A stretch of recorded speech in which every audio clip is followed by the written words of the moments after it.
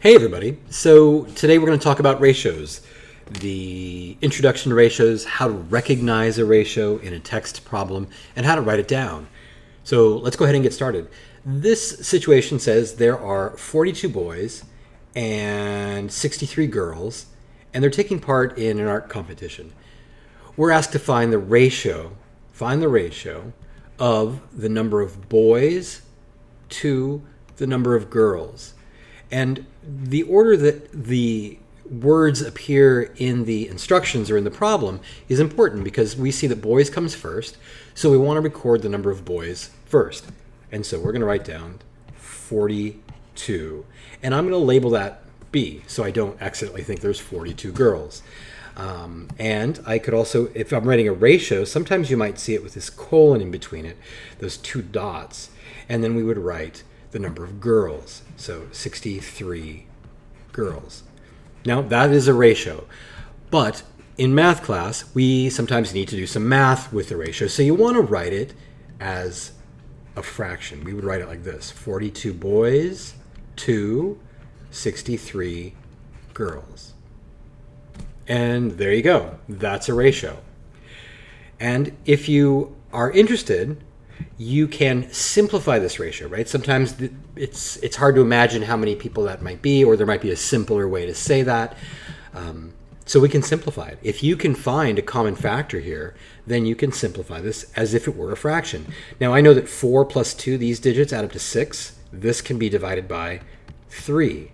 I'm wondering if that's a common factor with 63. So let's add these digits. 6 and 3 is 9. Yep, that can be divided by 3 also. So what we're going to get here is, let's see, 30 and 12. That would simplify to 14 boys. And that would simplify to 21 girls. 63 divided by 3 equals 21.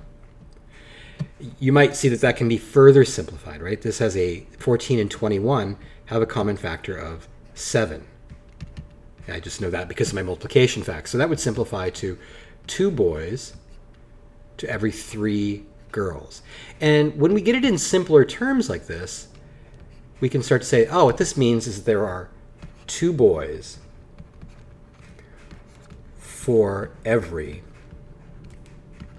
3 girls in this art competition. 2 boys for every 3 girls. So if you had to break them into teams of 5, you could make, that you could divide all of these kids into a team of 5, and every team would have 2 boys and 3 girls on it.